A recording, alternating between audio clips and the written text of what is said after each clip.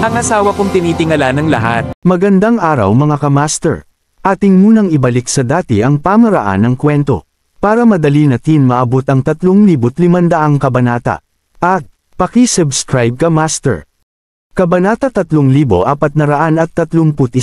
Hindi masaya si Daryl, kahit na matagumpay niyang napaamo ang Golden Lions at na-promote sa posisyong commander.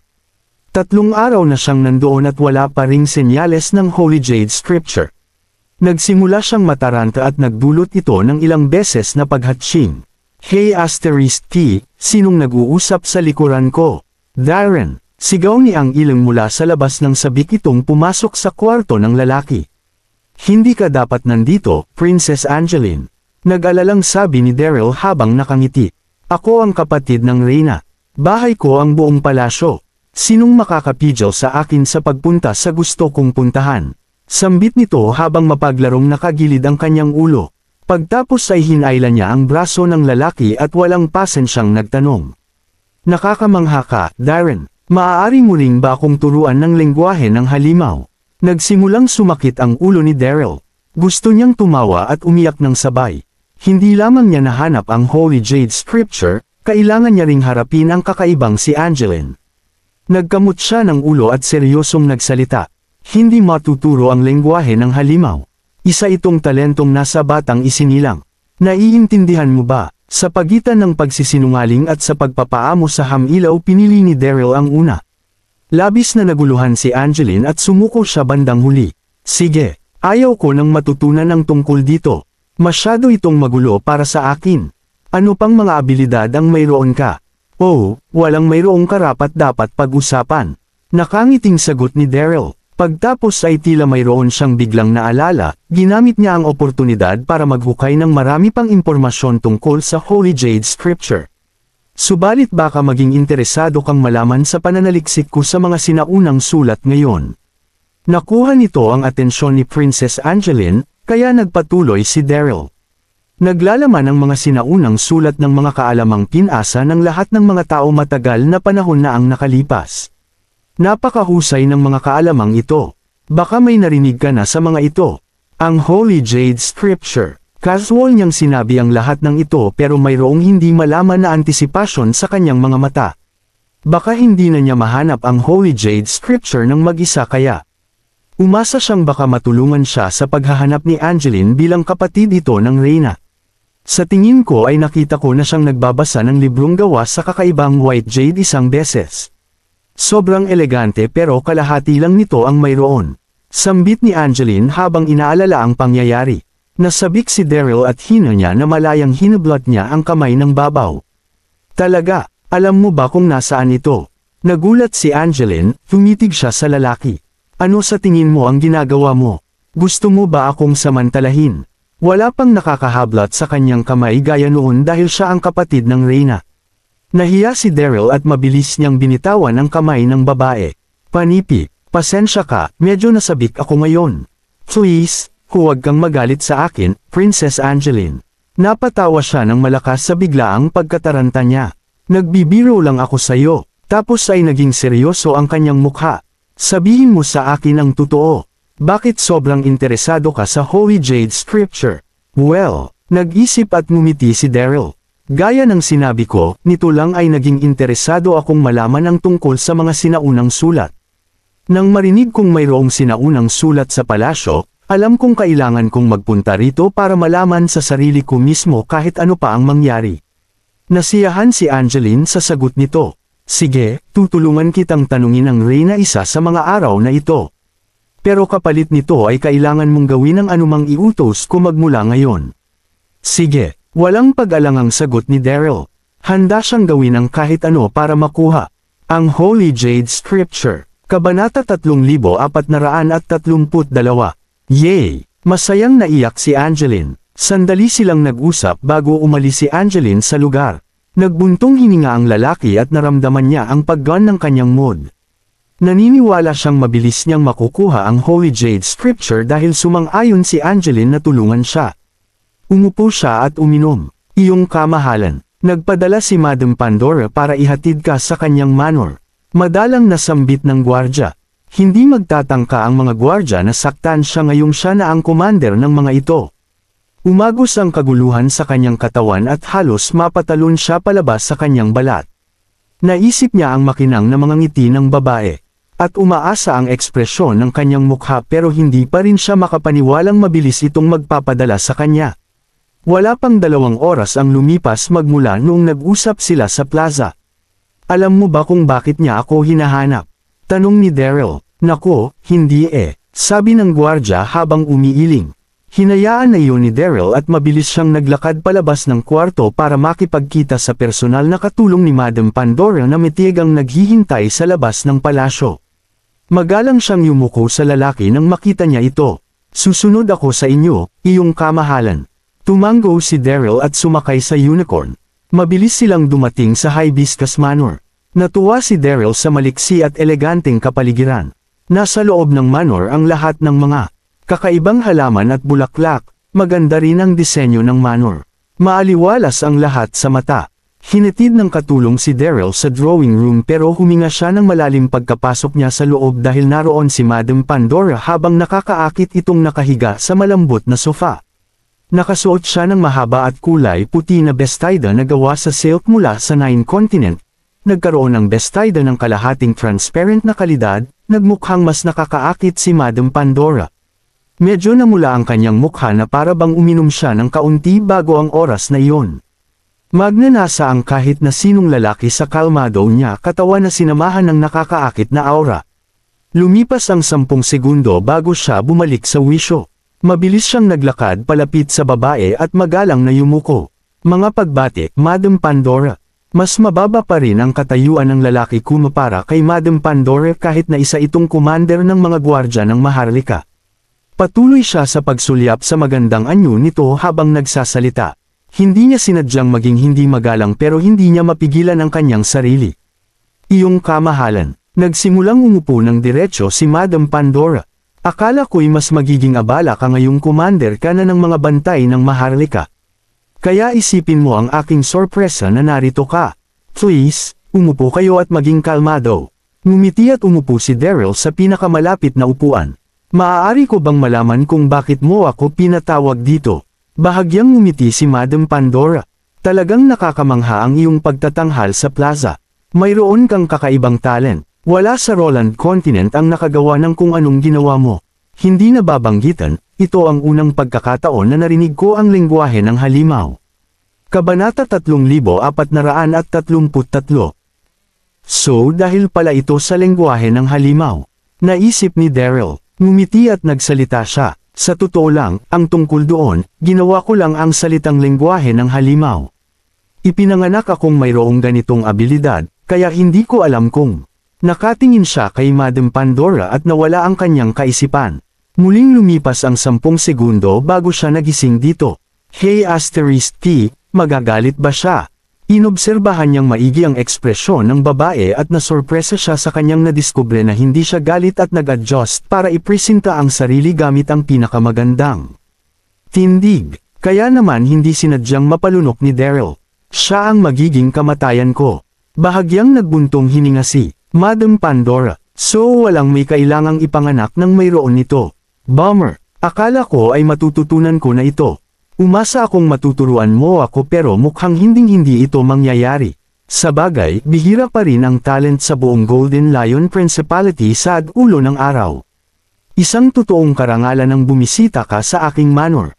Pagtapos ay tumayo siya mula sa sofa at nagbuhos sa 2 baho ng maiinom at ipinasa kay Daryl ang isa sa mga ito habang nakangiti.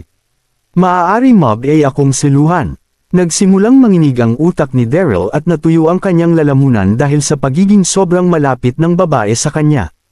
Habang wala siya sa wisyo ay narinig niyang sumigaw si Madam Pandora nang mahulog ito.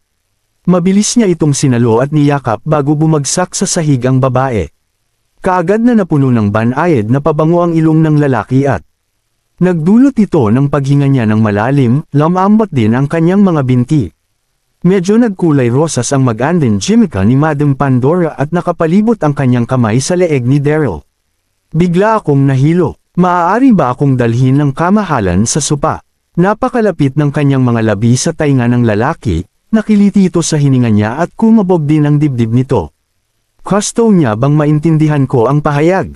Tumango ang lalaki at mabilis na hinatid ang babae sa sopa. Nang makarating doon ay hindi niya binitawan ang mga kamay nito at nanatiling nakahawak kay Daryl. Naging sobrang nakakaakit ang babae dahil sa medyo lasing nitong hitsura.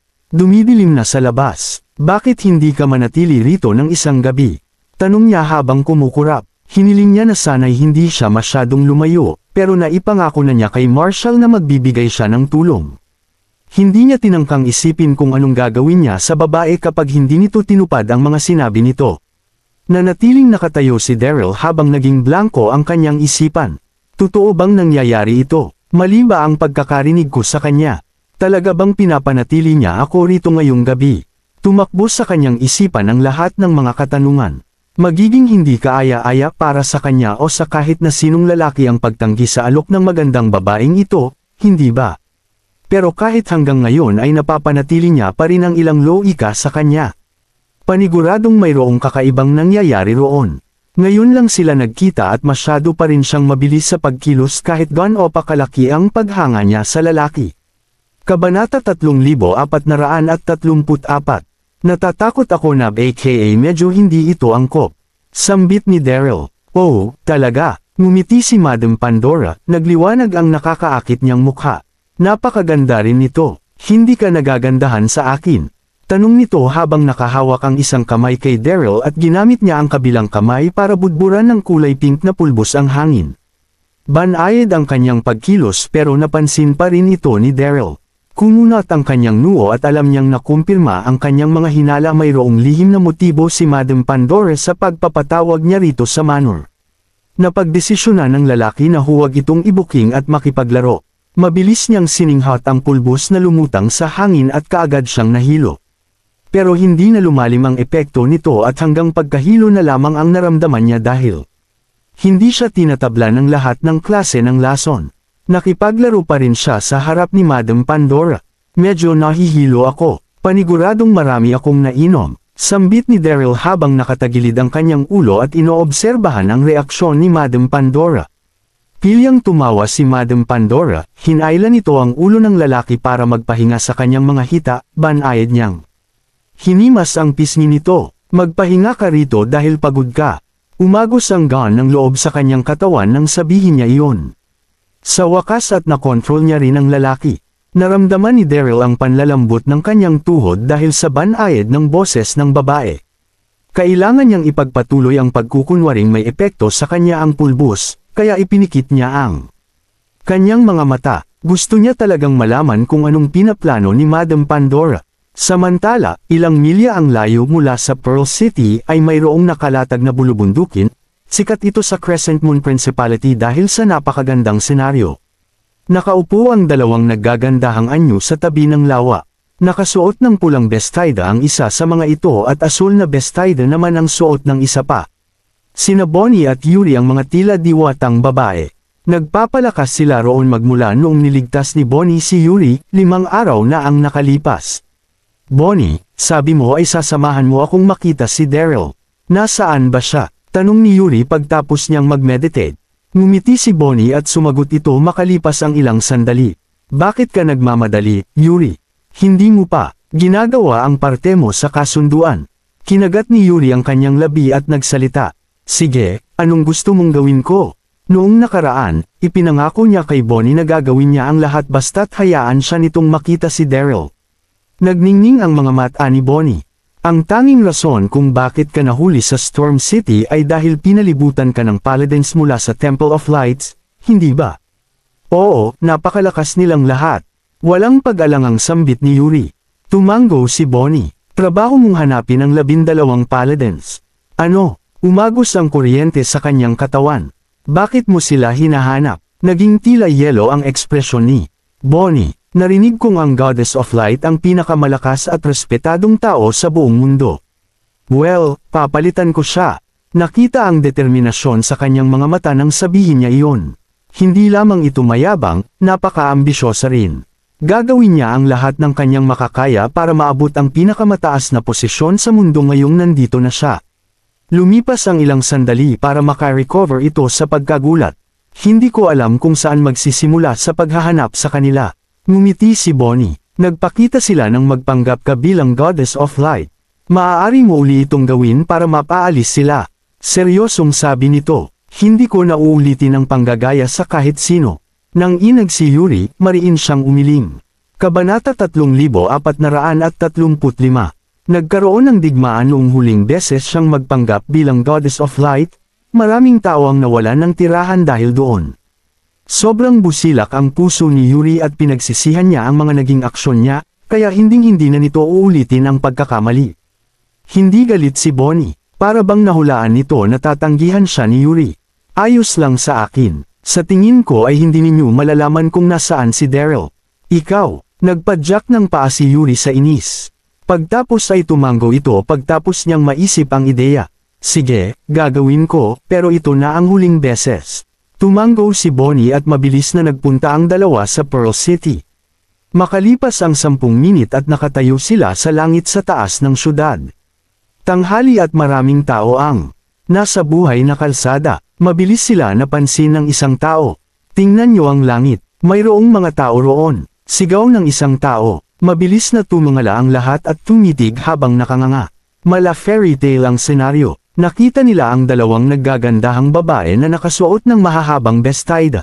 Talagang napakaganda nilang tingnan. Napakaganda nila. Mga Diyosa ba sila na bumisita sa mundo ng mga mortal? Gulat na sigaw ng mga tao. Napukaw ang atensyon ng mayor ng syudad na si Seth dahil sa kaguluhan. Mahal kong magandang dilag, anong maipaglilingkod namin para sa napakagagandang presensya ninyo? Magalang na tanong ni Seth matapos niyang sulyapan si Bonnie. Kaagad na nakilala ni Seth si Bonnie mula noong oras na nakipag-away ito kay Daryl pagtapos siyang mapagbintangang pumatay sa patriarka ng pamilya Damien, kaya naging numero 1 kriminal siya sa Pearl City. Pinagmasdan ng kanyang mga mata sina Bonnie at Yuri, naging mas maganda ito sa isa't isa at nagtaka sila kung anong relasyon ang mayroon ang dalawa.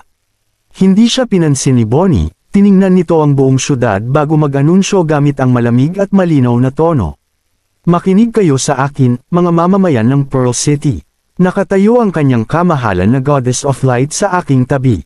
Magmula ngayon ay pamumunuan ng Goddess of Light ang Pearl City. Magdiwang kayo sa karangalang dumating para sa inyo.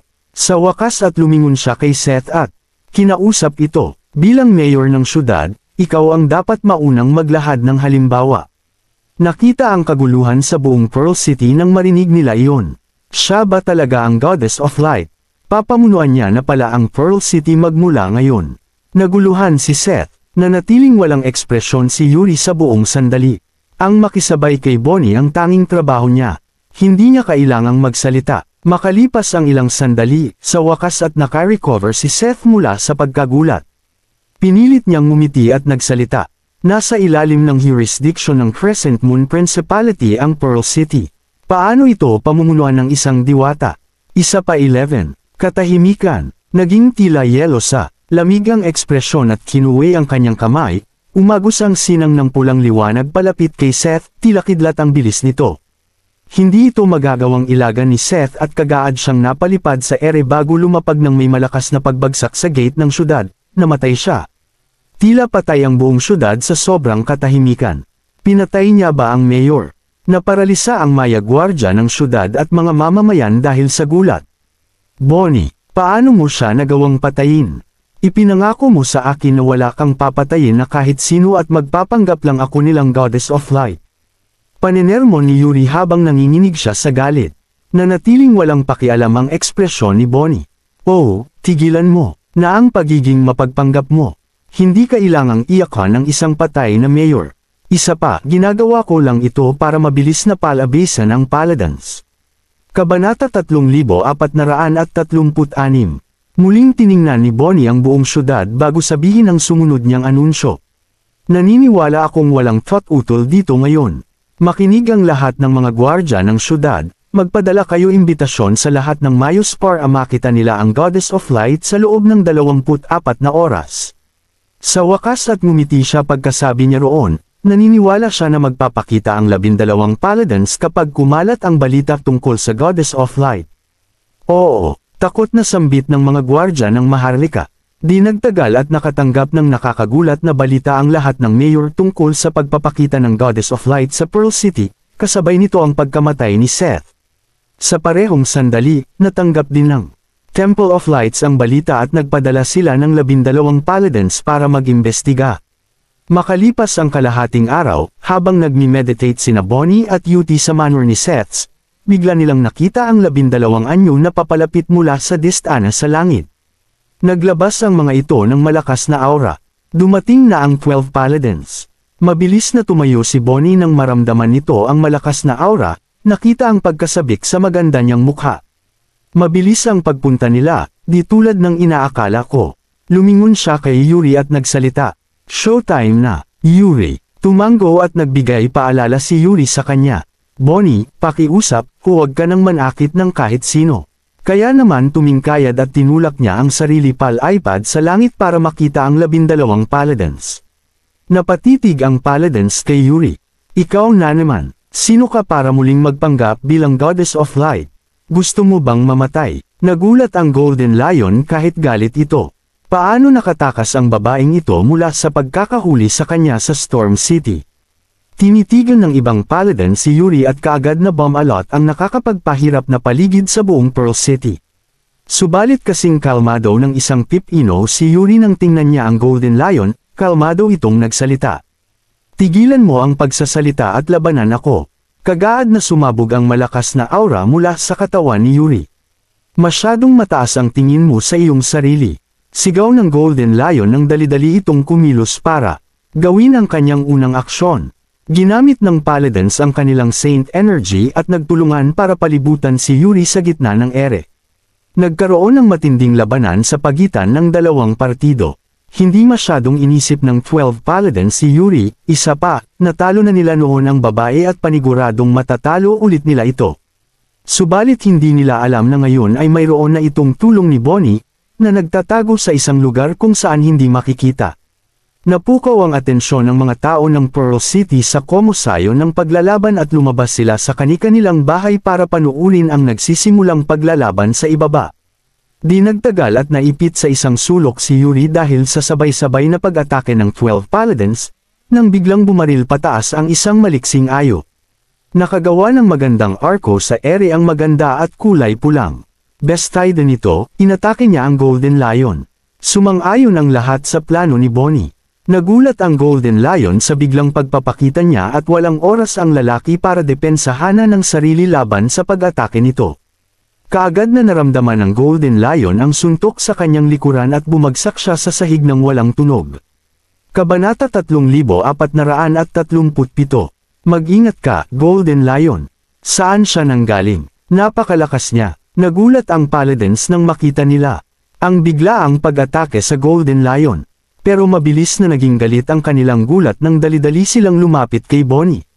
Talagang napakalakas ng sabay-sabay na pag-atake ng 12 paladins, pero 11 na miyembro na lang ang mayroon sila dahil bumagsak na ang Golden Lion, malaki ang ibinaba ng kanilang lakas. Di nagtagal at tumamba ang 11 na paladins. Masyadong malakas si Bonnie para sa kanila, pero hindi pa ito tapos.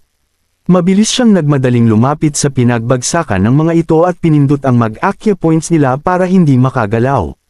Pagtapos ay naglabas siya ng pills at pinwersa ito sa kanilang mga lalamunan. Naramdaman nila ang matalas na sakit sa kanilang tiyan pagkababa ng pills sa kanilang tiyan. Nang inag, sumimangot, at pinagpawisan sila ng malamig. Hindi mo ako kailangang titigan ng ganyan. Espesyal kong formulasyon ng pills na binigya ko sa inyo. Mamamatay kayong lahat kapag hindi kayo nakainom ng pangontra sa loob ng 3 araw. Sambit ni Bonnie. Nang umalis sila sa Illusion Virtual World, natutunan ni Bonnie ang ilang kakayahan sa paggawa ng pill mula kay Daryl noong magkasama sila, at dahil doon, hindi mahirap para sa kanya ang makaisip ng formulasyon para sa poison pill. 2. High asterisk P kayong mga masasamang babae. Naisip niyo ba ang mga kapalit na kahaharapin ninyo kapag nilason ninyo ako? Tanong ng Golden Lion habang mapotla ang kanyang mukha. Uminit din ang dugo ng 11 paladins. Sino ka para lasunin kami? Mamatay ka na. Bigyan mo kami ng antidote, ngayon din. Sinubukan nilang buksan muli ang kanilang Saint Energy, pero laking gulat nila. Nang madiskubre nilang hindi nila maigalaw ang kanilang katawan. Hindi nila napagtanto na isinara ni Bonnie ang kanyang paggalaw sa pamamagitan ng pagpindot sa kanilang acupoint. Bakit hindi ako makagalaw? Namumula ang mata ng Golden Lion nang magtanong ito. Nataranta rin ang 11 Paladins. Hi Asterisk T, hindi rin ako makagalaw.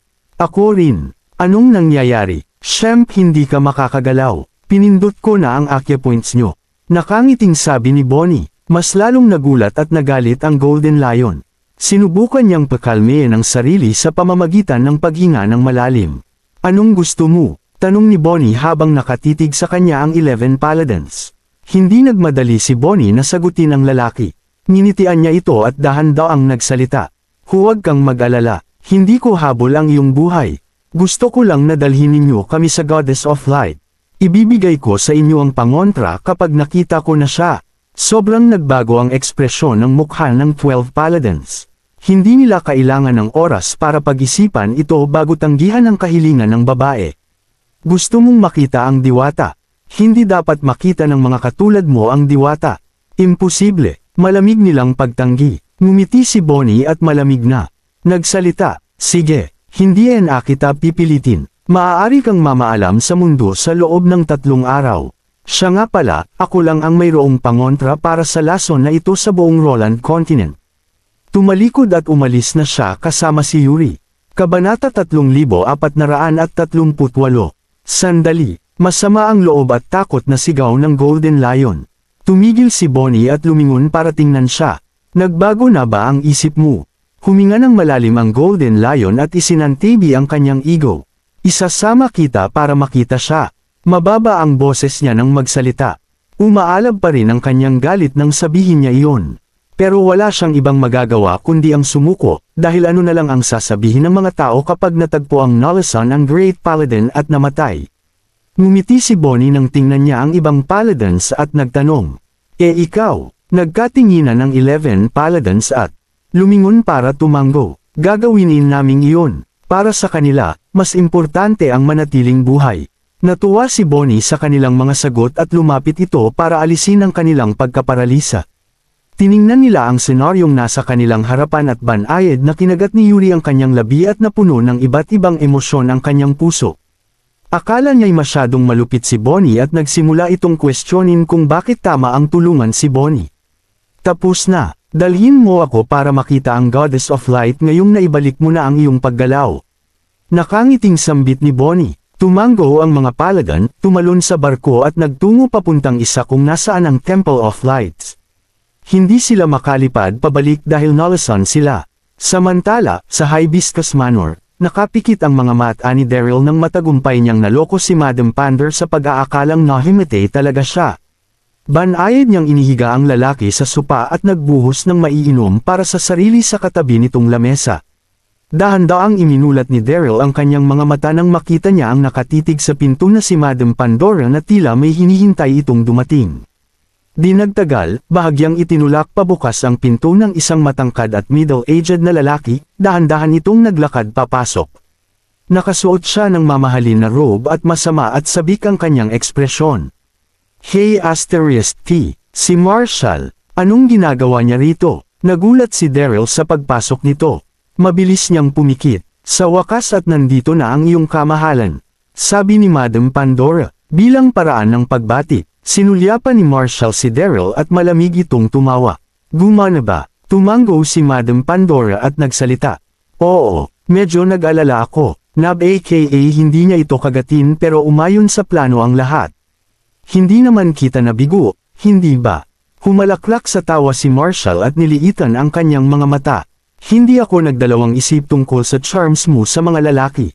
Pagtapos ay nilunod niya ito sa yakap, gumalaw ng pababa at paitaas ang kanyang mga kamay sa buong katawan ng babae. Sa wakas at naintindihan ni Daryl kung anong nangyayari at nagalit ito. So yun pala ang dahilan kung bakit niya ako pinapunta rito. Ginawa niyo yun dahil inutos ni Marshall.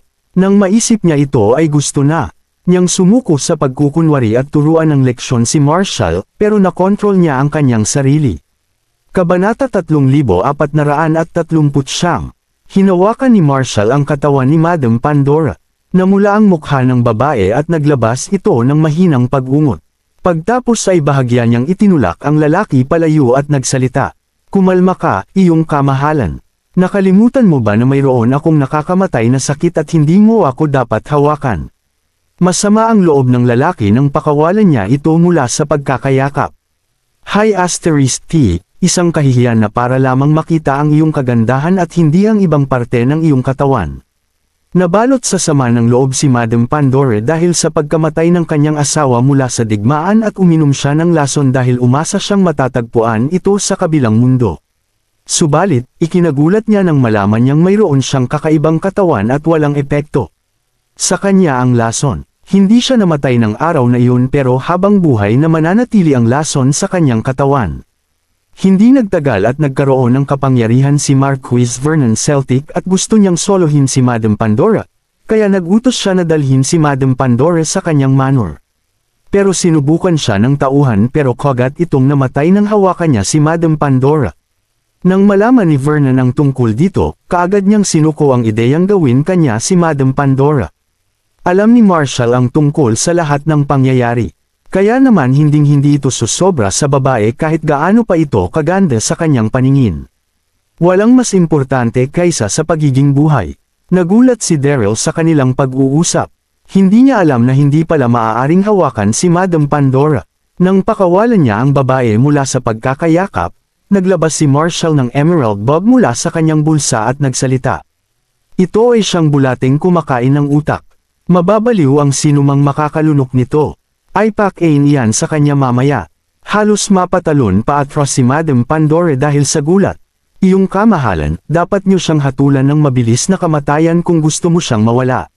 Bakit mo ipapakain sa kanya ang isang nakakadiring bagay? Isa itong pag-iingat. Mataas siyang iginagalang ng reyna at paniguradong magsasagawa ito ng seryosong pag-imbestiga kapag namatay ito sa iyong manor. Hindi natin kailangang malagay sa ganiyang peligro. Paliwanag ni Marshall habang masama ang ngiti sa mukha nito. Pagtapos ay huminga ito ng malalim. Bago magpatuloy, isa pa, nagdusa na ang reyna ng magrebelde si Vernon, kaya napag-alamang baliw ang isa sa pinagkakatiwalaan niya at nagdulot ito ng kaguluhan sa palasyo. Maaari kong kunin ang oportunidad para ailapit ang aking sarili sa kanya. Sinong nakakaalam? Baka ako na ang maging susunod na hari at ikaw ang aking matapat na tauhan. Tumanggo lang si Madam Pandora sa sitwasyon at malakas ang kabog ng kanyang dibdib. Nagalit din si Daryl, so hindi lang pala ako ang habol niya. Gusto niyang palitan ng reyna tulad ng binabalak ni Venron. Siguradong may ganitong plano talaga ang mapanlinlang at matandang Sorrow na iyon. Ipinasa ni Marshall ang kumakain ng utak ng uod kay Madam Pandora at umalis sa kwarto. Napakalakas ng katahimikan at iyon lang ang tangi nilang narinig. Muling iminulat ni Daryl ang kanyang mga mata at nakita niya ang nakatayong si Madam Pandora at mayroon itong tila naliligaw na ekspresyon sa mukha. Malinaw na nahirapan itong magdesisyon. Darren, pakiusap, patawarin mo ako. Hindi ko gustong saktan ka pero wala akong magagawa. Bamulong ito nang lapitan niya ang lalaki. Nang sandaling iyon, hindi pa rin niya napapansin na nagkukunwari lamang na walang malay si Daryl. Biglang tumayo si Daryl at kinuha ang mga uod na kumakain ng utak mula sa kamay ng babae nang ilalagay na sana nito ang mga iyon sa bibig niya. Mabilis niyang pinindot ang acupoint nito bago pa ito makapag-react. Mabilis siyang hindi nakagalaw. Kailan ka pa nagising?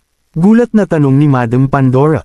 Dumb-oble ang kanyang gulat nang mapagtanto niyang hindi siya makagalaw. Ngumiti si Daryl. Patawaf dahil nabigo kita, Madam Pandora.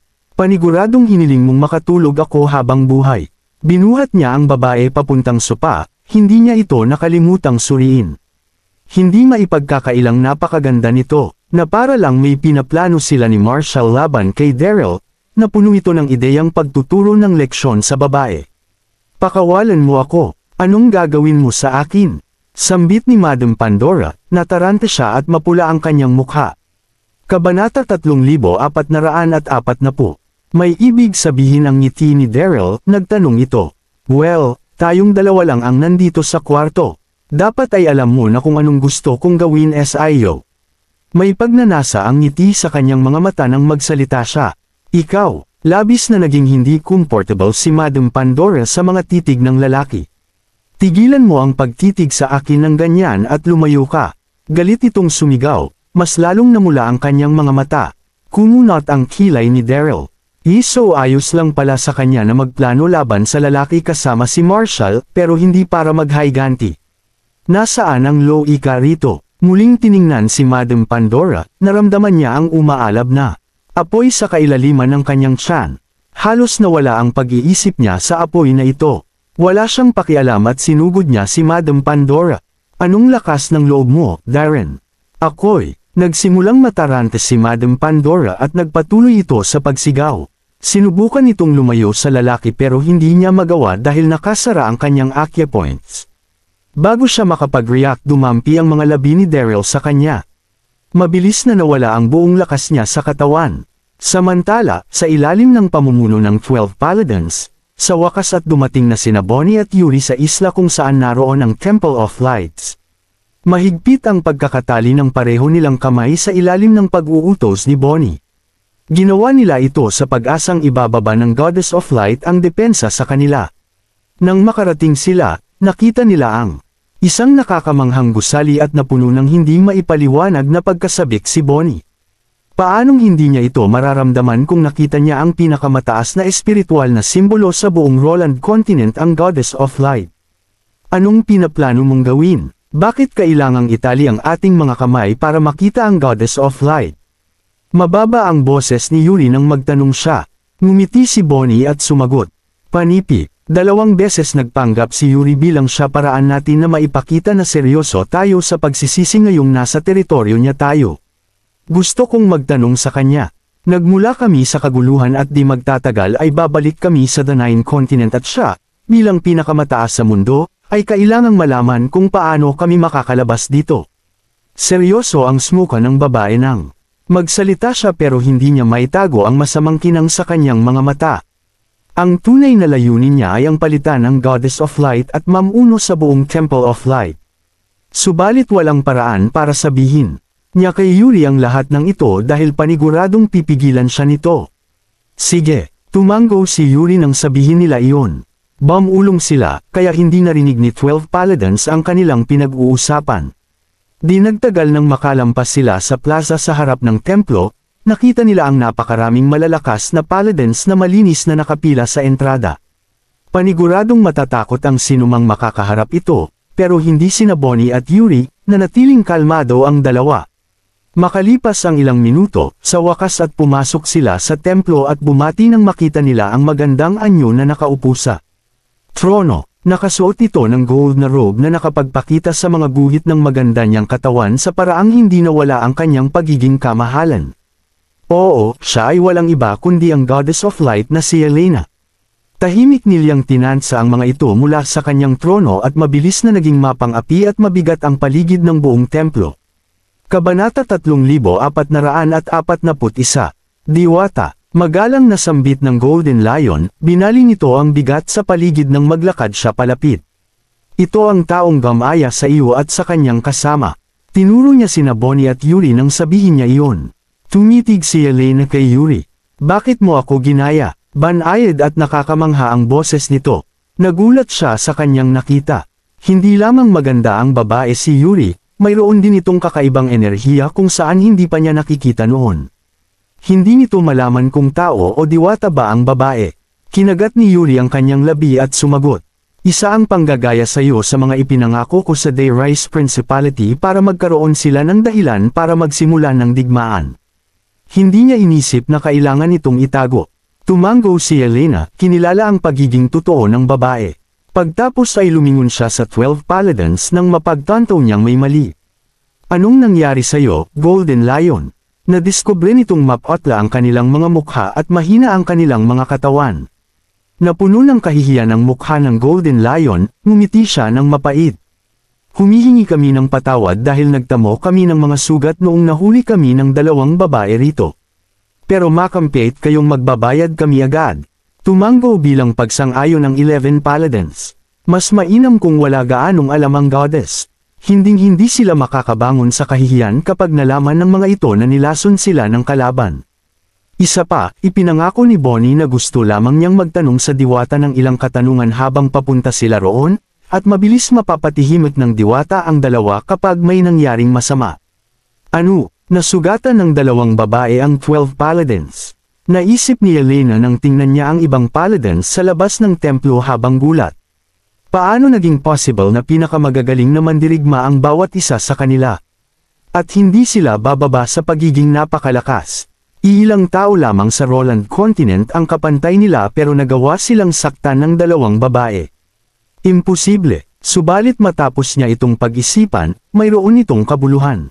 Hindi magagawang gayahin ng dalawang babae ang Goddess of Light kung mga ordinaryong tao lamang sila. Inayos ni Yelena ang kanyang tindig at nagsalita. Magaling ang iyong nagawa, kumalma ka na. Tama, sabay-sabay na sabi ng paladins. Pagtapos ay bumalik kay Yuri ang atensyon ni Yelena. Naiintindihan ko ang iyong rason sa pangagagaya sa akin noong unang beses.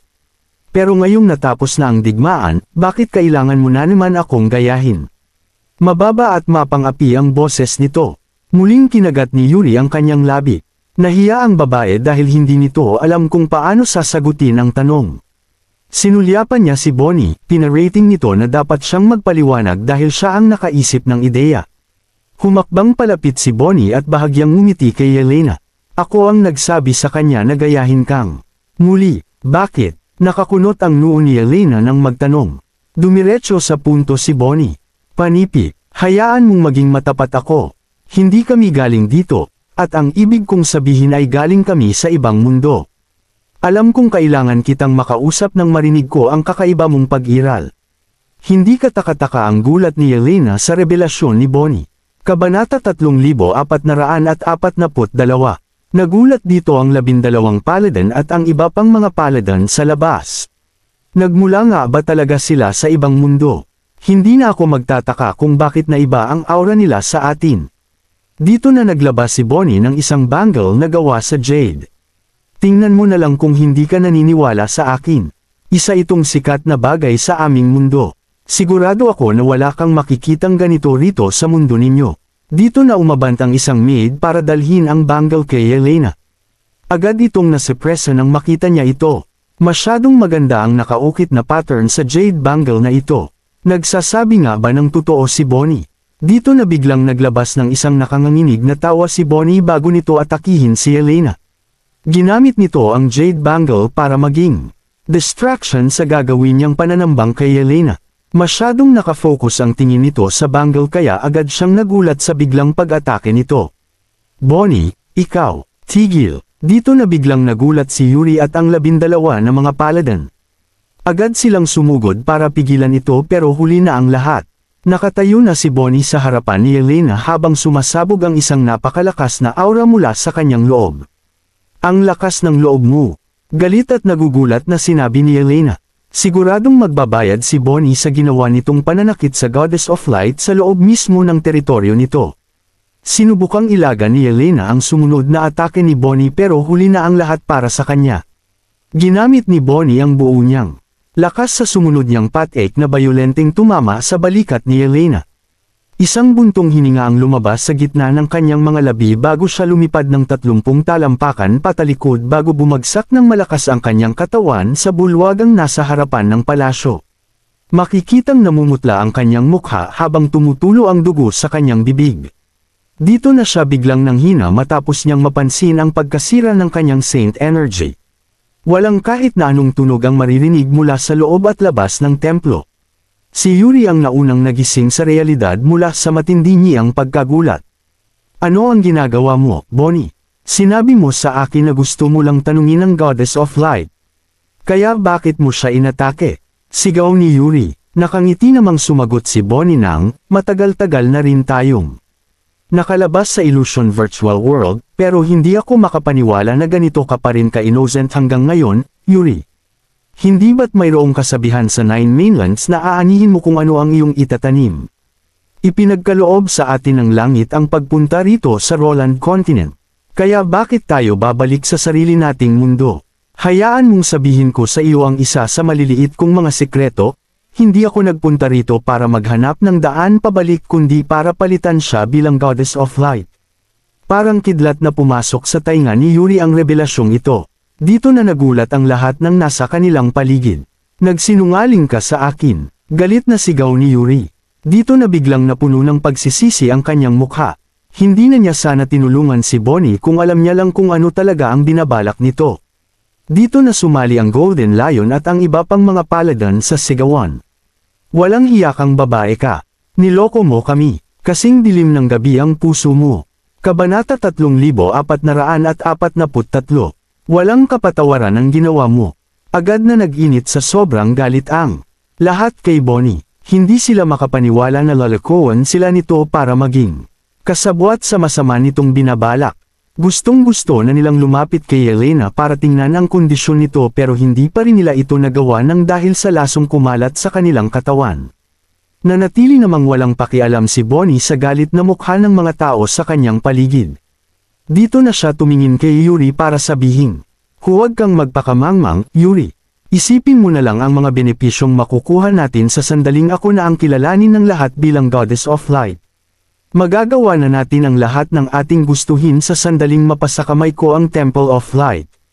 Gusto sanang makipagtalo ni Yuri pero hindi pa rin niya alam kung saan siya magsisimula.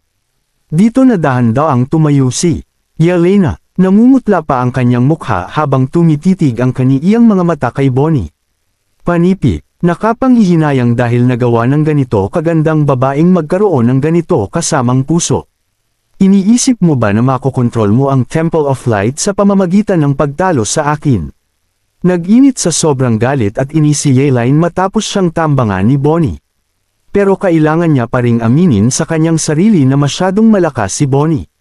Dito na nanlalamig na tumama ang kanyang paningin dito bago marealize ang nagawa niyang pangu-underestimate sa kaniyang kalaban. Hindi naman natakot si Bonnie sa galit ni Yelena at sa halip ay ngumiti pa ito habang sinasabi na, "Well, malalaman din natin yan sa sandaling magkaroon na ako ng sapat na lakas para makontrol ang Temple of Light." Oo nga pala, nakalimutan kong sabihin sa iyo, na nilason ko ang 12 paladins mo.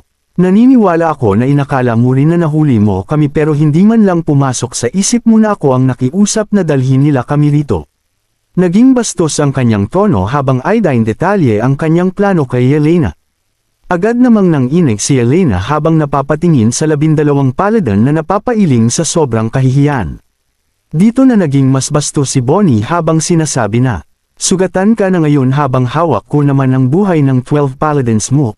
Kaya sino ang nagsabi na wala akong sapat na lakas para kontrolin ang Temple of Light? Ang lakas ng loob mo." Sigaw ng isang boses. Dito na biglang napakita ang isang maskuladong imahe na naglabas ng isang napakalakas na aura. Nakasuot ito ng isang buong armor na gawa sa ginto habang malagusaling tumatayo sa kanilang harapan. Siya ay walang iba kundi si Warwick Bacchus, ang pinuno ng mga paladin na nagpoprotekta sa Temple of Light. Mas naging mababa ang kanyang ranggo kaysa sa 12 paladins pero nagkaroon pa rin ito ng lakas na pumapantay sa mga iyon. Isa ito sa mga taong pinahahalagahan ni Yelena kaya hindi niya na napigilan ang kanyang sariling mapanood na nasasaktan ito. Hindi na itinago pa ni Bonnie ang inis sa kanyang mga mata habang nakatingin itong sumasagot ng, "Masyado kang overconfident, mangmang." Agad na nagalit si Warwick sa ginwang pagtingin sa kanya ni Bonnie. Dito na namula ang kanyang mga mata habang binubunot ang kanyang espada at sumisigaw ng, "Pagbabayaran mo ang ginawa mo. Mamatay ka na, mga paladin. Humanda kayo sa pakikipaglaban. Protektahan ninyo ang Diyosa at ang templo anuman ang mangyari." At pagkatapos ay agad na itong lumundag sa ere. Dito na sumugod ang libu-libong mga paladin papunta kay Bonnie na parang isang tsunami. Tanging ang 12 paladin lang ang hindi nakasali sa laban ng dahil sa pagkalason ng mga ito. Agad na sinira ng pinagsanib puwersang pag-atake ni Warwick at ng libu-libong mga paladin ang maayos na daloy ng hangin sa kalangitan. Pero kalmado pa rin si Bonnie hanggang sa mga sandaling ito. "Mga walang kwentang nilalang, pagbibigyan ko kayo sa kagustuhan ninyong mamatay." Parang nagmula sa impyerno ang naging tono ng boses ni Bonnie habang lumulundag sa ere at ikinakaway ang kanyang kamay. Dito na lumabas ang isang kulay dugong liwanag na palm unit sa kalangitan habang mabilis na lumilipad papunta kay Warwick at natitirang mga paladin. Kabanata 3444. Sa loob ng isang iglap ay agad na tumalsik si Warwick at ang mga paladin matapos tamaan ng kulay dugong liwanag. Dito na nag-echo ang kanilang mga sigaw sa ere habang bumabagsak ng paisa-isa mula sa kalangitan bago bumulagta sa sarili nilang mga dugo. Hindi makapaniwala ang 12 paladin at si Yelena sa kanilang nasaksihan. Wala na bang kahit na sino ang makapipigil kay Bonnie? Para namang naging lantang dahon ang nanginginig na si Yuri habang tinititigan niya ng gusto si Bonnie. Paano naging posible sa kanya na maging ganito kalakas noong magkahiwalay sila? Tuluyan na ba talaga nitong nagamit ang lakas ng King of the Dead? Dito na naramdaman ni Yuri ang higit sa dobling lakas ng kinakapatid niyang si Bonnie. Kaya agad niyang nalaman ang tungkol sa tuluyan nitong paggamit sa buong lakas ng King of the Dead na kanyang nakuha kay Donahue. Dahan-dahan namang lumapag si Bonnie sa grupo habang nagpapakita ng panlalamig ang maganda niyang mukha. Ang lakas ng loob ninyong labanan ako gamit ang lakas na iyan Gusto niyo na ba talagang mamatay ng ganito kadali? Dito na niya tiningnan ang lahat gamit ang mabagsik niyang mga mata. Ang sinumang magtatangkang questionin ang kakayahan ko ay malayang makipaglaban sa akin. Naging mababa at puno ng pagbabanta ang kanyang boses sa mga sandaling ito. Dito na biglang natahimik ang buong bulwagan habang ngumingisi si Bonnie kay Golden Lion bago sabihin, mukhang ako na ang bagong Goddess of Light ng lugar na ito. Ikaw, ikulong mo ang dating Diyosa ngayon din. Dito na tumingin ang 12 paladin sa isa't isa gamit ang mga mata nilang puno ng kahihiyan. Oh, alam ko na. Mukhang ayaw mo nga talaga ng antidote para sa lasong kumakalat sa katawan ninyo. Nakasimangot na sinabi ni Bonnie. Masusunod po. Hindi na niya ginalit pa si Bonnie kaya agad na naglakad ang Golden Lion Paladin kasama ng iba pang mga paladin papunta kay Yelena para alisin ito sa harapan ni Bonnie. Ang lakas ng loob mo, gusto sanang lumaban ni Yelena pero kasalukuyan pa ring sugatan ang kanyang katawan. Isa itong pagtataksil. Huwag ka nang magalit, Diyosa. Wala na po kaming magawa kundi sundin ang kanyang mga utos pero huwag po kayong mag-alala dahil ililigtas po namin kayo sa tamang panahon, kaya hinihiling po namin ang kaunti ninyong pagtitiis sa ngayon. Seryosong ibinulong ni Golden Lion Paladin. Napagdesisyonan niya na hindi magiging maganda para sa kahit na sinong makipaglaban ngayon kay Bonnie. Kaya mas mabuti kung ipaparamdam nila ngayon ang pagiging tapat nila rito habang kinukuha ang antidote bago ito labanan sa sandaling bumalik na sa dati ang kanilang mga lakas.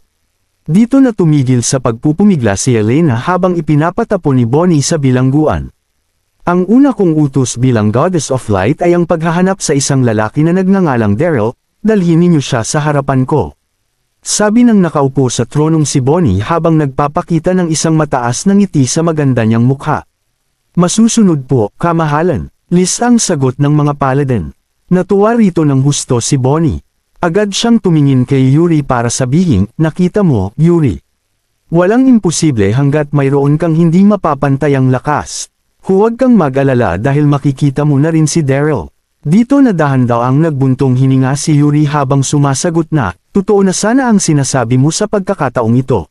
Samantala, sa Hibiscus Manor, nailabas na ni Daryl ang apoy sa kanyang tiyan. Kasalukuyan pa ring nasa kaniyang ilalim si Madam Pandora habang namumula ng husto ang maganda nitong mukha. Napuno naman ng galit, hiya at iba pang mga komplikadong emosyon ang kanyang mata habang tinitingnan niya ng maigi si Daryl. Bakit mo ako tinitingnan ng ganyan, Madam? Gusto mo pa ba ng second round? Nakangiting tanong ni Daryl. Dito na biglang namula ng husto ang mukha ni Madam Pandora habang sumasagot ng, umalis ka sa harapan ko. Dito na ngumiti si Daryl habang umaalis sa itaas ng katawan ni Madam Pandora. Kabanata 3445. Ikaw, agad na tumindi ang galit ni Madam Pandora sa bawat segundong lumilipas. Mamamatay at mamamatay ka rin. Paano niya magagawang mabuhay habang pinapalampas ang pangyayaring ito? Sinubukan niyang pagaanan ang kanyang loob habang iniisip ang paggapang ng lasong ininom niya sa katawan ni Daryl. Sapat na ito para magsilbing parusa sa ginawa nito sa kanya. Dito na natigilan sa sobrang pagkagulat si Daryl. Sa sobrang galit ay nakalimutan na niya ang sinabi ni Marshall tungkol sa lasong gumagapang sa katawan ni Madam Pandora. Pero mabilis niya pa ring sinabi sa kanyang sarili na wala siyang dapat pang ipag-alala ngayong wala nang kahit na anong lason ang tatalab sa kanya. Nakangiti namang sumagot si Daryl. Sulit na sulit para sa akin ang mamatay hanggat magagawa kong malasap ang iyong kagandahan. Tumatawa nitong sinabi habang naglalakad papunta sa isang lamesa, dito na niya ipinagsali ng kanyang sarili ng inumin bago dahan daw ang uminom sa baso. Ikaw, napuno ng hiya at galit ang kanyang mukha. Paano nito nagawang makipag-usap ng ganoon ngayong gumapang na ang lason sa kanyang katawan? Hindi na lang ito nagsalita habang kalmadong hinihintay ang epekto ng lason sa katawan ni Daryl. Lumipas ang 1 minuto, lumipas ang 2 minuto, 10 minuto na ang nakalilipas pero hindi pa rin umeepekto ang lason sa katawan ni Daryl. Paano ito naging posible? Nagugulat na inisip ni Madam Pandora. Hindi ba't masyado itong nakakagulat? Nakangiting tanong ni Daryl habang ibinababa ang kanyang baso. Kakaiba na ang aking katawan kaya wala nang kahit na anong lason ang may kakayahang yumapekto sa akin. Kaya, ikinalulungkot kong sabihin na hindi mangyayari ang inaasam mong pagkalason ko. Napakagat na lang si Madam Pandora sa kanyang mga labi, hindi na niya alam ang kanyang sasabihin habang umaangat ang iba't ibang emosyon sa kanyang dibdib, kaya pala nagawa pa rin niya akong hawakan kahit na alam niyang mayroong lason ang aking katawan. Inobserbahan niya si Daryl hanggang sa mamula ang kanyang muha. Totoo nga na hindi siya makapaghintay na mamatay ito pero agad na nagbago ang kanyang naging tingin kay Daryl nang malainan niya na hindi ito tinatablan ng kahit na anong lason. Matagal na siyang hindi nakakaranas ng kahit na sinong lalaki mula noong mamatay ang kanyang asawa, pero nagawa pa rin itong sirain ni Daryl. Dito na siya nahirapang kamuhian ito. Sa bagay, nasa tuktok na siya ng kanyang buhay kaya hindi na niya dapat ito sayangin pa. Nang mapansin niya ang pagtahimik at pagbabago sa itsura ni Madam Pandora, agad na nagtanong si Daryl ng, gusto mo pa rin ba akong patayin? Hindi naman ito agad na sumagot sa kanya habang sinusulit ang oras para isuot ang kanyang mga damit. Dito na siya napakagat sa kanyang labi habang sinasabi na, umalis ka na, Darren. Kumilos tayo na para bang walang kahit na anong nangyari sa atin ngayong gabi. Kahit na totoong nagbago nga ang kanyang pananaw kay Daryl, hindi pa rin niya ito magagawang aminin sa harapan nito matapos niyang humawak ng mataas na posisyon sa Roland Continent. Huwag kang mag-alala dahil wala akong pagsasabihan na kahit na sino ng tungkol sa pangyayaring ito, Madam. Nakangiting sinabi ni Daryl. Dito na tuminis ang tono ng kanyang boses habang sinasabi na, pero pagbabayaran ko pa rin si Marshall sa pagtatangkang ginawa niya sa aking buhay. Agad siyang nagulat sa kanyang narinig. Paano nalaman ni Darren na si Marshall ang may pukana ng lahat ng ito? Tanong nito gamit ang hindi makapaniwalang tono ng kanyang boses. Sigurado siya na wala itong malay nang magpunta rito si Marshall kanina. Nakangiti namang sumagot si Daryl nang, iniisip mo pa rin ba na wala akong malay kanina? Nagpanggap lang ako kanina kaya malinaw kong narinig ang usapan ninyo ni Marshall. Kaya bakit? Ako biglang mapapatalon at majay gising nang subukan mong ipack-in sa akin ang brain-eating worm na iyan kung wala talaga akong malay kanina. Dito na tuluyang natigilan si Madam Pandora sa kanyang sarili. Dito na kinuha ni Daryl ang brain-eating worm para ilagay sa kanyang bulsa. Dito na siya ngumiti kay Madam Pandora habang sinasabi na, mauuna na ako, Madam. Dito na siya umalis sa manor. Tumitig naman si Madam Pandora sa papalayong imahe ni Daryl habang unti-unti itong kinakain ng dilim. Nanatili lang siyang nakatayo roon kahit na noong tuluywang makaalis si Daryl. Inakala niya na wala nang makapipigil pa sa kanyang plano pero masyadong hindi inaasahan ang kakayahan ng lalaking iyon. Kabanata 3446. Maya-maya pagkatapos umalis ni Daryl, sinuot ni Madam Pandora ang kanyang mga damit. Nag-impake rin siya ng mga damit. Pagkatapos ay tinawag ng Madam si Marshall. Sa oras na pumasok si Marshall sa silid at nakitang wala roon si Daryl, tumawa siya at ngumiti. Madam Pandora, kumusta ang takbo ng plano? May bahid ng pag-asa ang boses ni Marshall. Bumantong hininga si Madam Pandora at sumagot, matagumpay kong napakain kay Darren ang uod na kumakain ng utak. Gumising siya nang hindi napapansin iyon at umalis na. Sa pagkakataong iyon, si Madam Pandora ay mukhang kalmado at mahinahon, ngunit labis siyang kinakabahan sa loob-loob niya.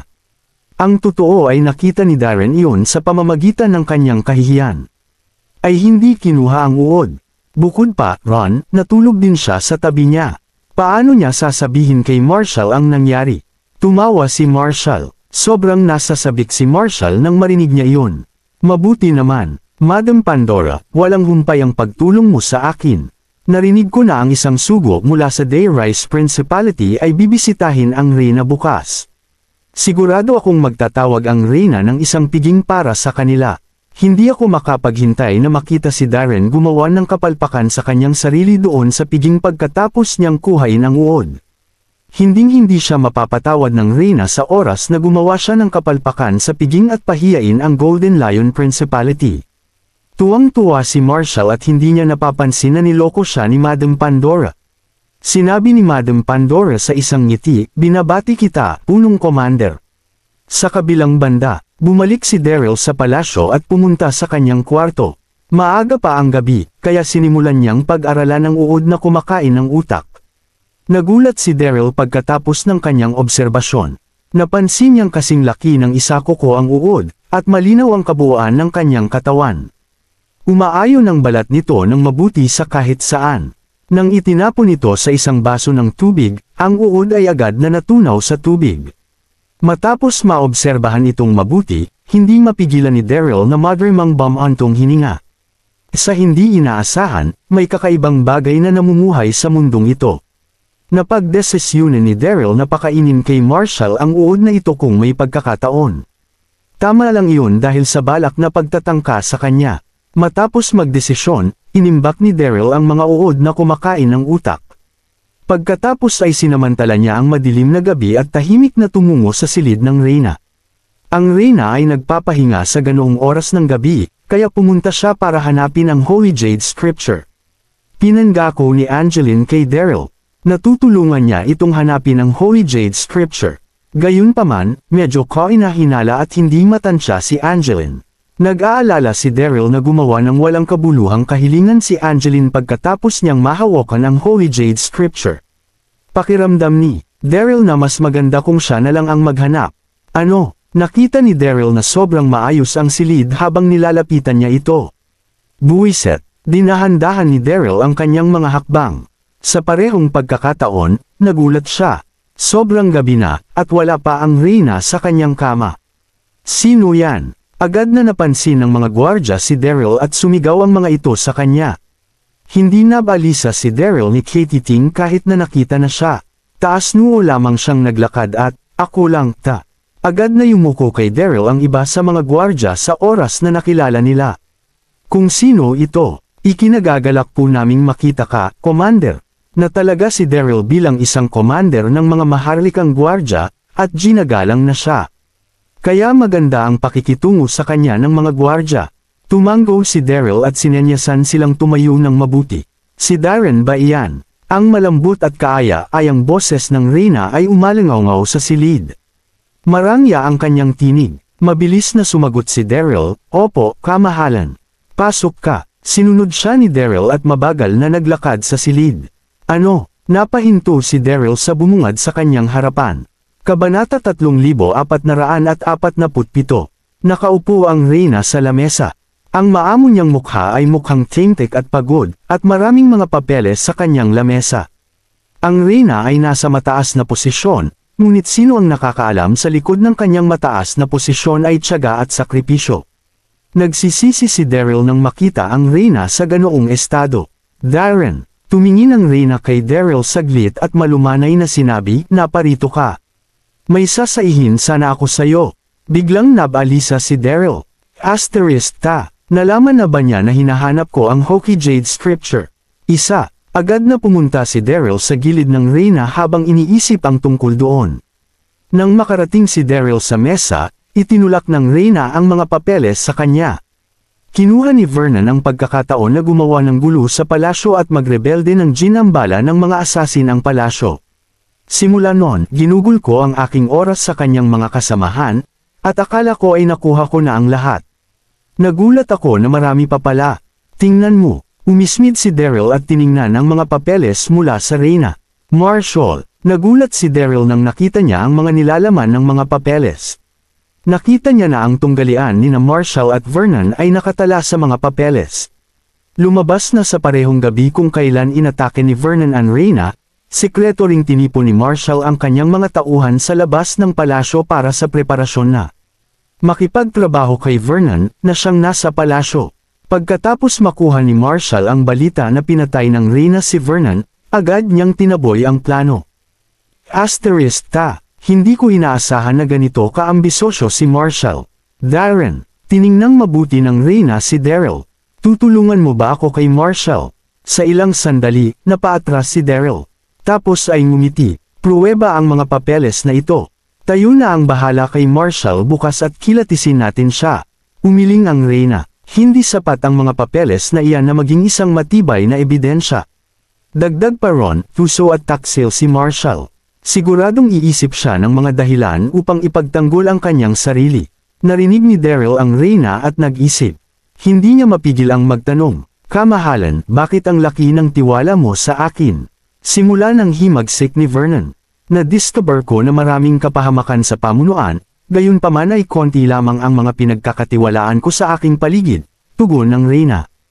Tama ang Reyna, maraming nangyayari na, kadiliman sa loob ng Golden Lion Principality, at konti lamang ang mga taong mapagkakatiwalaan niya. Nakaramdam si Daryl ng awa sa Reyna. Kamahalan, sisiguraduhin kong gagawin ko ang aking makakaya upang matulungan kang puksain si Marshall. Seryoso si Daryl sa kanyang sinabi, ngunit nanunuya ang kanyang puso. Buwiset, sekretong nagtrabaho si Marshall kay Madam Pandora para pagtaksilan ako. Iniisip ko pa lang kung paano ko siya tutugisin, pero ngayon na ang Reyna na mismo ang nagsabi sa akin tungkol sa kanya. Sobrang nakakagulat. Kinausap pa ng Reyna si Daryl ng ilang sandali bago paalisan si Daryl. Kinaumagahan, tinawag ng Reyna ang lahat sa bulwagan upang isiwalat ang pampulitikang issue. Isa si Daryl doon. Katunayan, hindi dapat naroon si Daryl, pero isa na siyang commander at hindi na katulad ng dati ang kanyang katayuan. Nang makarating si Daryl sa pangunahing bulwagan, nakita niya si Marshall at ang iba pang mga alkalde na dumating. Maayos na nakatayo sa gilid ng pangunahing pasilyo. Suot ng Reyna ang magandang bestida at umupo sa kanyang trono. Perpektong pinakita ng kanyang roba ang magandang pangangatawan at ang marangyang hangin. Punong-puno siya ng isang makapangyarihan at marangyang aura. Humugot ng malalim na hininga si Daryl, lumakad, at tumayo sa gilid ng Reyna.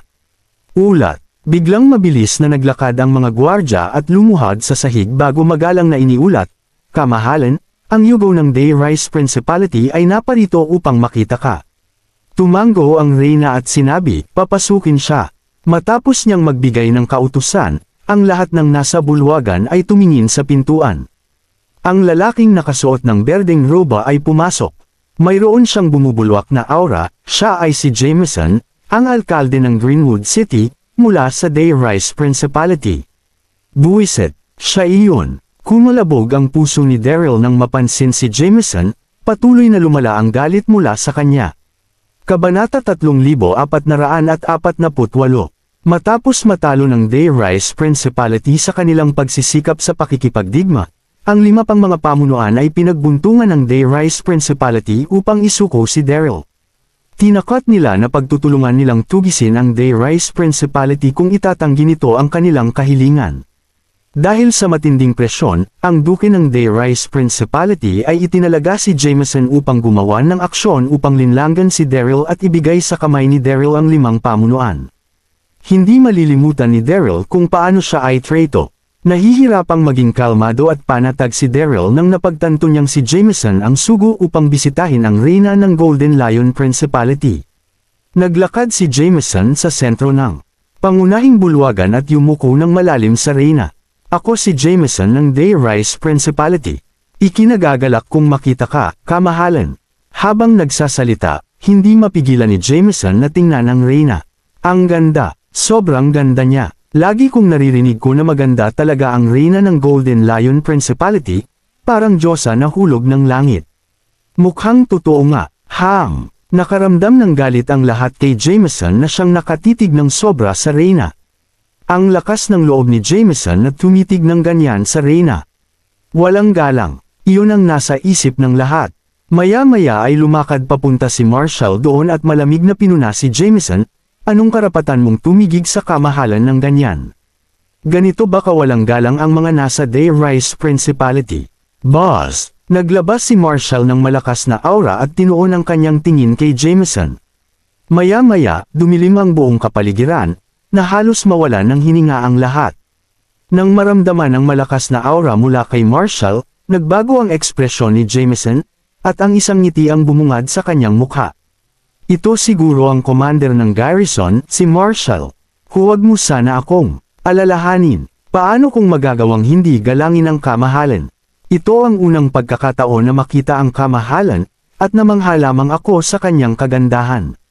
Walang galang. Wala akong intensyon na hindi galangin ang kamahalan. Tumingin si Jameson sa Reyna ay nagpatuloy sa kanyang sinasabi, sana ay mapatawad ng kamahalan ang aking asal. Mukha namang kalmado si Jameson sa sinabi niya. Matapos nilang mabigang ilunsad ang digmaan, sinubukan ng Dayrise Principality ang lahat ng makakaya nila upang ayusin ang relasyon nila sa iba pang 5 pamunuan. Bilang sugo, kailangang pangasiwaan ni Jameson ang kanyang pag-uugali ng maayos. Sige, bahagyang napaawang ang mapupulang labi ng Reyna, at sinabi nito, Marshall, umalis ka na. Tama si Jameson, hindi ganoon kasama ang ginawa niya kanina. Huminga ng malalim si Marshall at tumabi pagkatapos ng sinabi ng Reyna. Bahagyang ngumiti si Jameson at sinabi, kamahalan, hindi dapat kami nararapat na subukang magpasimula ng digmaan sa Dayrise Principality. Nandito ako para humingi ng tawad ng taos puso tungkol doon. Tapos ay sinabi ni Jameson, may dala rin akong espesyal na regalo. Isang regalo. Bulong-bulungan ang lahat sa pananabik ng Reyna at ng mga tao sa bulwagan nang marinig nilang may regalo. Pagkatapos ay sumimangot si Marshall at nagtatampo na sinabi, nasaan ang mga regalo? Napangiti ng kaunti si Jameson. Isa lamang itong impromptu na regalo. Nagdala ako ng 3 makapangyarihang gintong leon, at nasa labas sila ngayon ng plaza. Mga gintong leon. Sandaling natulala ang lahat sa bulwagan. Tapos ay humagalpak silang lahat. Akala nila ay kaakit-akit ang dala ni Jameson. Bakit niya dadalhin ang gintong leon bilang regalo? Hindi ba niya alam na marami ng gintong leon sa Golden Lion Principality? Hindi nakakabiglang sabihin na ang lahat ng gintong leon sa Roland Continent ay nakatira sa Golden Lion Principality. Sa kabilang banda, hindi nakaramdam ng galit o pagpapahiya si Jameson nang pinagtawanan siya ng madla. Sa halip, sinabi niya, ang 3 gintong leon na binili ko ay mas maganda pa sa maganda, maliban sa lahi nito o dugo. Pakiusap, kamahalan, maari niyo bang tingnan? Ginabayan ni Jameson ang daan patungo sa labasan ng bulwagan. Nag-isip ng kaunti ang Reyna bago siya humakbang paalis bulwagan. Sina Daryl, Marshall, at ang natitira pang mga tao ay sinundan ito. Kabanata 3449. Nang nasa labas na ang lahat ng bulwagan, ang lahat ay napahinto sa nakikita nila. Mayroong 3 naglalakihang hola na bakal sa plaza, at nandito ang 3 makapangyarihang gintong leon. Sila ay simpleng maringal, at ang kanilang ginintoang balahibo ay kumikinang sa purong gintong kulay. Talaga namang napakahusay ng 3 gintong leon na iyan. Sa hindi inaasahan, ang Dayrise Principality ay nagsasanay at nagpapanatili ng napakagandang itsura at makapangyarihang mga gintong leon. Parang tapat ang Dayrise Principality ngayon Nakasimangot si Daryl habang nakikinig sa komento ng lahat. Buwiset, ang tuso talaga ni Jameson. Sigurado akong dinala niya ang 3 gintong leon sa Golden Lion Principality nang may binabalak. Tama si Daryl sa iniisip. Habang nag-iisip si Daryl, nakita niya si Jameson na nakayuko patungo sa Reyna at biglang sinabi, kamahalan, tulad ng alam ng lahat, ang Golden Lion Principality ay ang pinakamahusay sa pag-amo ng mga gintong leon. Iniisip ko kung interesado ka bang paglabanan ang mga gintong leon ng Golden Lion Principality laban sa 3 gintong leon. Mukha namang casual si Jameson nang siya ay nagsuhestyon, naging tuso ang kanyang mga mata. Maliban sa pagtitrabaho upang ayusin ang relsayon ng 5 pamunuan, ang trabaho ni Jameson bilang sugo ng Dayrise Principality ay isinagawa rin ang kanilang lakas. Ang Golden Lion Principality ay kilala sa pag-aamo ng mga leon. Kung ang 3 gintong leon na binili ni Jameson ay kayang talunin ang mga gintong leon ng Golden Lion Principality, dapat na ipagmalaki iyon ng Dayrise Principality. Sina Marshall at ang ibang mga tao ay mukhang kalmado, at nagsimula silang magpalitan ng opinyon tungkol sa suhesyon ni Jameson. Anong sinabi niya? Sinabi ba niya na hahayaan niyang labanan ng 3 gintong leon na iyon sa gintong leon natin? Medyo malakas ang loob ng James na iyon. Pero ang 3 gintong leon na iyon ay malakas at makapangyarihan. Ang bawat isa sa kanila ay nasa antas ng banal na karangalan. Umismid ang reyna habang nakikinig sa diskusyon sa kanyang paligid. Mabagal na sinabi ni Jameson ng may ngiti, ang 3 gintong leon na ito ay kasing lakas ng mataas na ranggo ng banal na karangalan, kalagitnaang ranggo ng banal na karangalan, at mababang ranggo ng banal na karangalan. Pwede nyo ring piliin ang 3 gintong leon na kasing lakas nila upang patas ang laban. Sinasabi ko lamang ito para may kasiyahan tayo sa panunood, hindi na mahalaga kung matalo o manalo. Kung hindi gusto ng kamahalan ang ideya, kalimutan na natin ito. Mukhang casual lamang kay Jameson na magbigay ng komento, pero mukhang may tutol sa mga tao habang nakikinig dito. Ang balak na gawing palakaibigan na laro ni Jameson ay maaring magpahiya sa pagkatlo ng Golden Rice Principality kung matalo man sila. Sa wakas, gumawa ng reaksyon ang reyna at tumingin sa mga tao sa kanyang paligid. Anong sa tingin nyo? Nagpalitan ng tingin ng mga tao at hindi alam ang sasabihin sa tanong ng reyna. Ang reputasyon ng Golden Lion Principality ay nasa panganib sa ganoong palakaibigang laban. Kaya wala ni isa ang nagbigay ng opinyon. Agad-agad, Carnehalan, sumulpot si Marshall sa madla at sumigaw, dahil si Jameson na rin ang nagsabi, masasabi ko lang na ituloy natin. Gayunpaman, may isa akong kasunduan. Tapos ay tinuro ni Marshall si Daryl.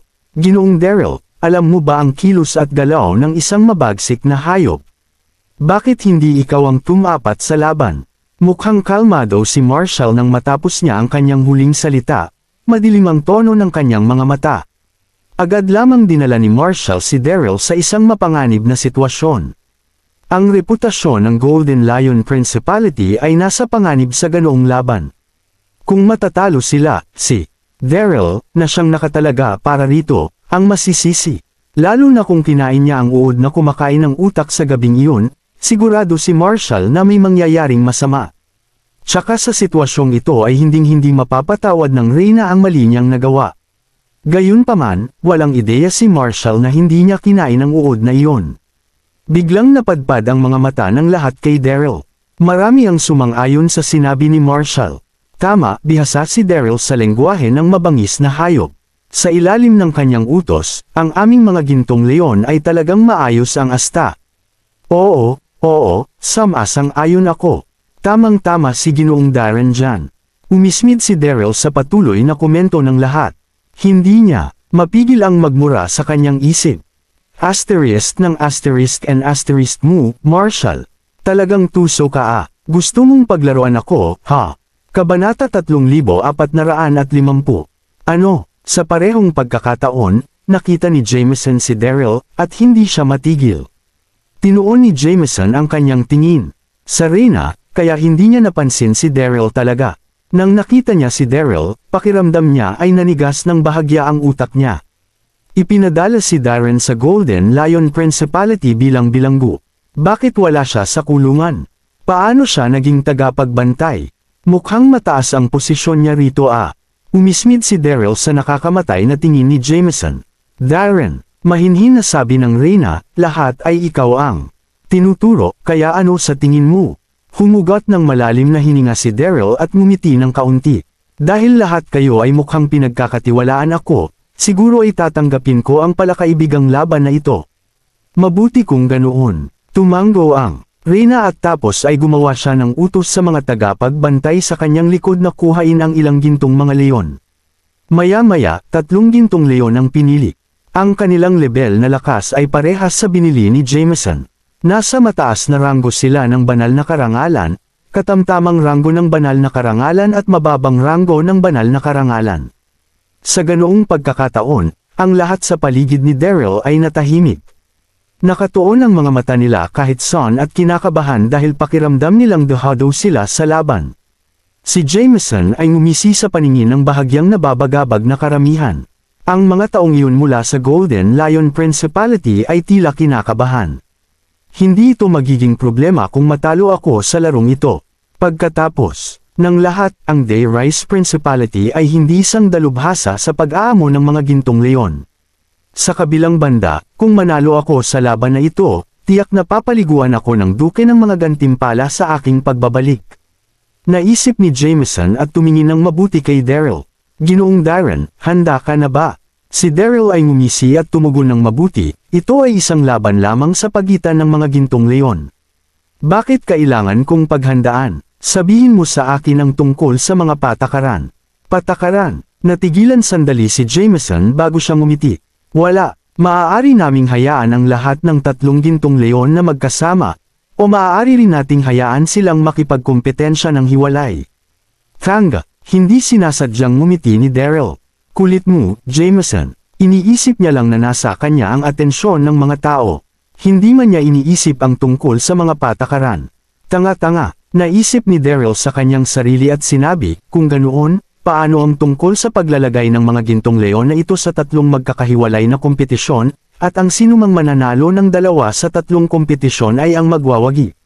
Seryoso na nagsalita si Daryl, ngunit napansin mula sa kanyang tingin na kinuha niya ang pagkakataon na panunukso si Jameson.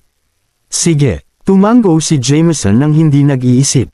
Inutusan ng reyna ang mga gwardya na gumamit ng mga bakod na bakal at gumawa ng isang nakapaloob na arena sa labanan sa plaza. Si Jameson ay mahigpit na tumungo patungo sa arena at pinakawalan ang mataas na ranggo na banal na karangalan ng gintong leon.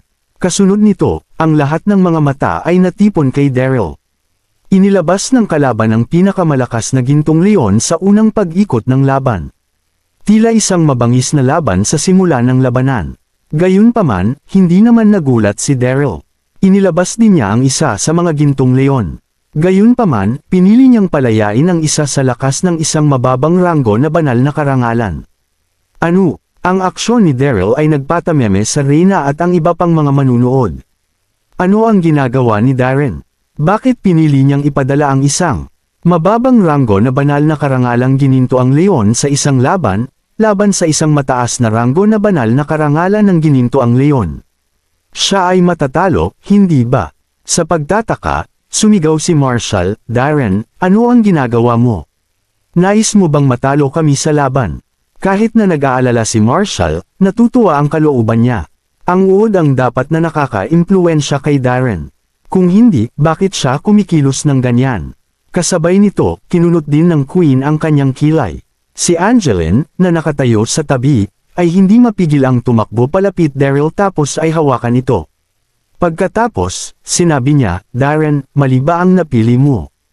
Maraming salamat po, mga kamaster. Paki-subscribe and hit the notification bell para sa susunod nating kabanata.